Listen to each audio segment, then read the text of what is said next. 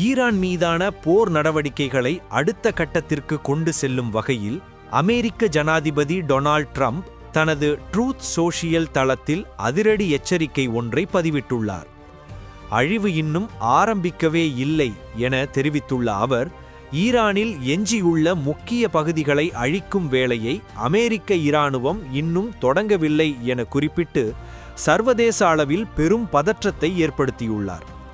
நேற்று வியாழக்கிழமை தெஹ்ரானையும் காரஜையும் இணைக்கும் முக்கிய B1 பாலத்தின் மீது நடத்தப்பட்ட வான்வழி தாக்குதலை தொடர்ந்து ஈரானில் உள்ள மேலும் பல முக்கிய பாலங்களை அழிக்கப் போவதாக அவர் அச்சுறுத்தியுள்ளார்.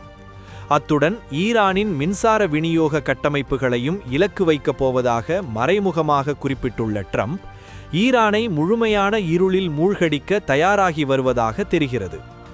புதிய ஆட்சியின் தலைமை என்ன செய்ய வேண்டும் என்பது அவர்களுக்கு தெரியும், அதனை அவர்கள் மிக விரைவாக செய்ய வேண்டும் என தனது பதிவின் இறுதியில் ட்ரம்ப் தெரிவித்துள்ளார்.